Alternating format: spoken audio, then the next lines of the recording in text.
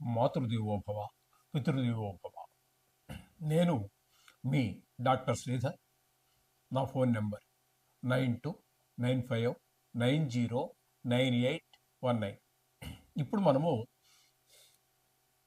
జనవరి నెల 2026 సంవత్సర గోచార ఫలితాలు ఏ విధంగా ఉన్నాయో ద్వాదశ రాశుల వారికి తెలుసుకునే ప్రయత్నం చేద్దాము. జనవరి నెల 2026 సంవత్సరంలో గోచార ఫలితాలు ఏ విధంగా ఉన్నాయో సశాస్త్రంగా తెలుసుకునేటువంటి ప్రయత్నం చేద్దాము. ఇక్కడ గురువు మిథున రాశి వారికి జన్మంలోనే నెలంతా సంచారం చేస్తారు.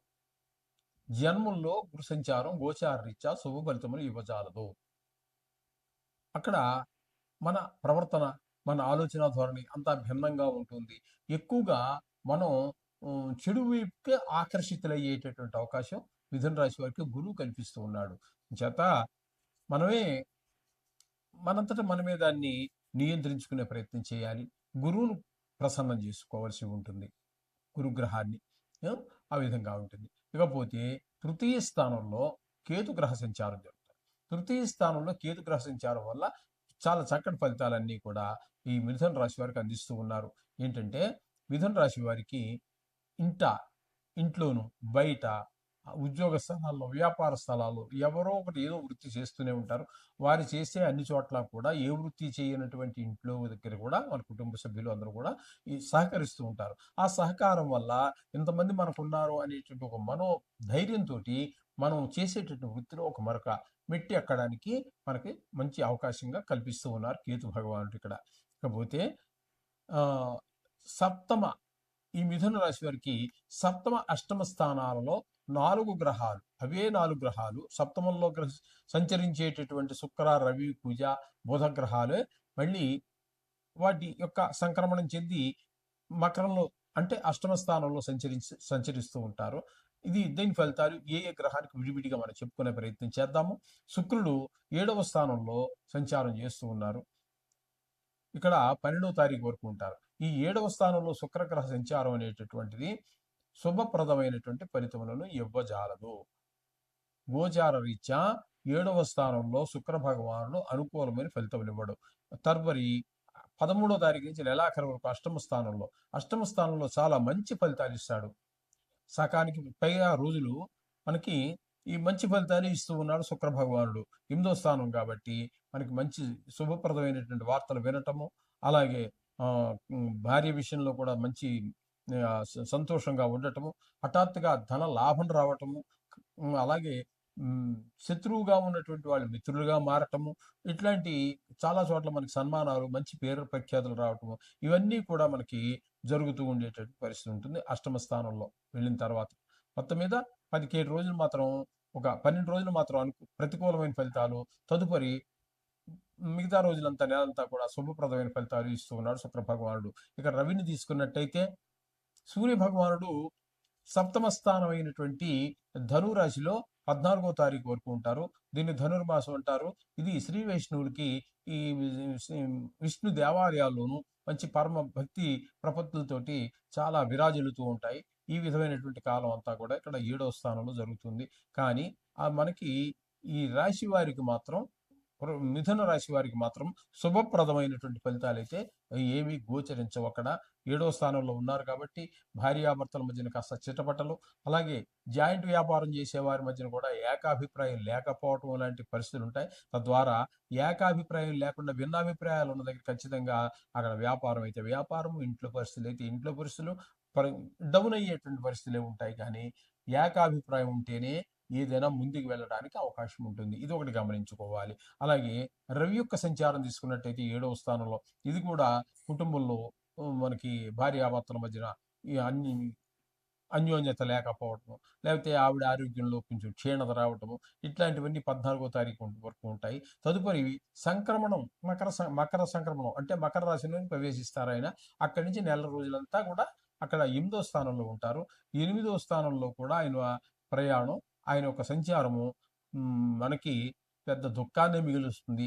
ఎవరో చుట్టాల గురించో, బంధువుల గురించో, స్నేహితుల గురించో, ఆప్తుల గురించో కొంచెం చెడు వార్తలు వినటము, అవన్నీ జరిగేటువంటి ఆయన కొంతమంది ప్రాణం పోవటం, అలాగే ధన నష్టం జరగటం, అలాగే పరాభవం, అవమానాలు, ఇవన్నీ కూడా మనకి ఈ రవి యొక్క సంచారం 14 రోజులు మనకి అష్టమ స్థాన సంచారం వల్ల గోచరిస్తూ ఉన్నాయి. అలాగే ఈ కుజుని యొక్క సంచారం తీసుకున్నట్టయితే 15వ తారీఖు వరకు సప్తమ స్థానంలో, ఇది కూడా భార్యాభర్తల మధ్యన వ్యాప జాయింట్ వ్యాపారం చేసే వారి మధ్యన విభేదాలు సృష్టిస్తే, అలాగే 8వ స్థానంలోకి వచ్చాక ఏదో అది కూడా చెడు ప్రభావాన్ని చూపిస్తుంది. మనకైన వాళ్ళు మిత్రులు ఎవరి గురించో వారి గురించి దుర్వార్త వినటము, అలాగే ధన నష్టాలు జరగడం, అవమానాలు పరాభవాలు అవి కూడా మామూలే. రవి అక్కడ ఏ ఫలితాలు ఇస్తూ ఉన్నారు 8వ స్థానంలో, అదే ఫలితాల్ని కుజుడు కూడా ఇస్తూ ఉన్నాడు. ఇక్కడ నాలుగో గ్రహం అయినటువంటి బుధ గ్రహం అంటే సప్తమ అష్టమ స్థానాల్లో 4 గ్రహాలు సంచరిస్తున్నాయని చెప్పుకున్నాం కదండి. ఇప్పుడు 3 గ్రహాలు చెప్పుకున్నాం. ఇప్పుడు 4వ గ్రహం అయినటువంటి బుధ గ్రహం 17వ తారీఖు వరకు సప్తమ స్థానంలో ఉంటుంది. ఈ సప్తమ స్థానంలో ఉన్నప్పుడు మిగతా గ్రహాలు వాటి పని అవి చేస్తుంటే, బుధుడు మాత్రం భార్యాభర్తల మధ్యన ఏకాభిప్రాయానికి మంచి కృషి చేస్తూ ఉంటారు. అలాగే జాయింట్ వ్యాపారస్తుల మధ్యన కూడా అన్యోన్యత ఏర్పడి వ్యాపారం ముందుకెళ్లేటువంటి ప్రయత్నం బుధుడు చేస్తూ ఉంటాడు. తదుపరి ఆయన 18వ తారీఖు నుంచి నెలాఖరు వరకు అష్టమ స్థానంలో కూడా బుధుడు మనకి యోగకారకమే అవుతున్నాడు. 2 గ్రహాలు మాత్రం అష్టమ స్థానంలో, శుక్రుడు బుధుడు ఇద్దరు మాత్రమే యోగాన్ని ఇస్తారు. మిగతా ఏ గ్రహము కూడా అష్టమ స్థానంలో శుభ ఫలితములను ఇవ్వజాలదు. ఇక్కడ అష్టమ స్థానంలో ఉన్నప్పుడు ఆయన మంచి ఫలితాలు ఇస్తాడు. కాబట్టి మన వారెవరో ప్రాణాపాయం నుంచి బయటపడ్డారనో, లేకపోతే ఒక శుభవార్త వినటమో, అలాగే ధన లాభం రావటం, మనకి ఏవో మంచి పేరు ప్రఖ్యాతి రావడం, ఇట్లాంటివన్నీ కూడా మనకి బుధుడి యొక్క సంచారం 18 అష్టమ స్థాన సంచారం చాలా శుభప్రదమైనటువంటి ఫలితాలన్నీ ఇస్తూ ఉన్నాడు. ఈ విధంగా ఉంటుంది 4 గ్రహాల యొక్క పరిస్థితి. ఇకపోతే భాగ్యస్థానంలో రాహుగ్రహ సంచారం. భాగ్యస్థానంలో రాహుగ్రహ సంచారం మంచిది కాదు. ఏ విధంగానూ కూడా మనకి ఏ విషయాలలోనూ గాను, అంటే ఇంటి సౌఖ్యం ఉండదు, వాహన సౌఖ్యం ఉండదు, అలాగే దైవభక్తి విషయంలో కూడా ముందుకు వెళ్ళలేము.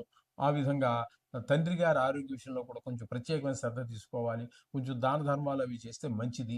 కానీ అలా గుళ్ళు గోపురాలు తిరిగితే మంచిదే. కానీ ఆ అవకాశాన్ని కూడా కొన్ని సందర్భాల్లో మనకి ఈ రాహుగ్రహ సంచారం వల్ల అది కూడా లభించకపోవచ్చు. నేను టికెట్ రిజర్వేషన్ చేయించుకున్నా అన్నా కూడా ఏమీ జరగకపోవచ్చు.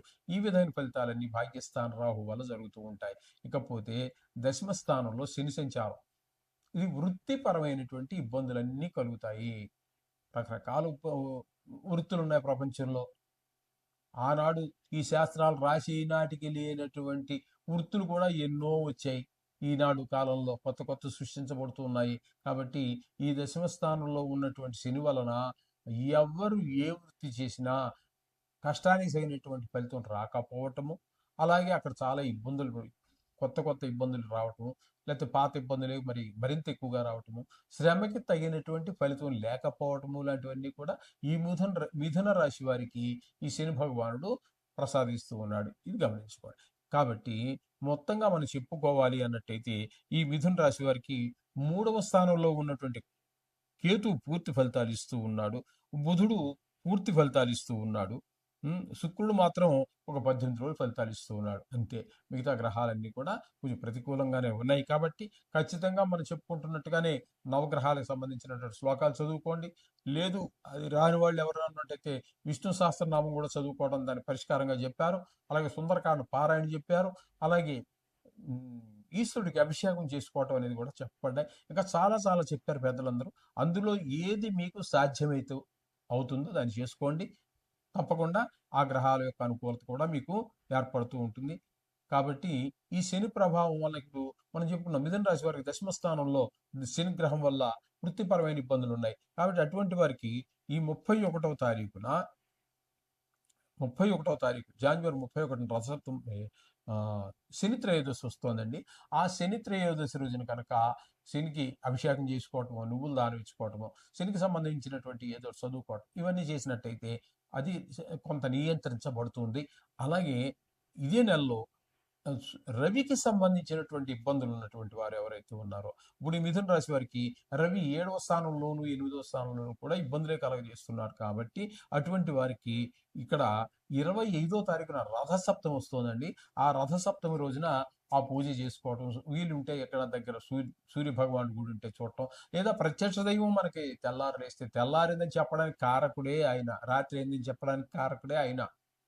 సమస్త జీవకోటి అఖిలాండ బ్రహ్మాండాలన్నిటిలోనూ కూడా ఈ జీవరాశి అంతా జీవించడానికి మనుగడనిచ్చేటటువంటి వాడు సూర్య భగవానుడే. కాబట్టి అటువంటి సూర్య భగవాను డైరెక్ట్గా చూడండి, మీకు తెలిసి వస్తే చదవండి నోటికి, ఏదో పుస్తకం తీసుకున్న ఆదిత్య హృదయం చదవండి.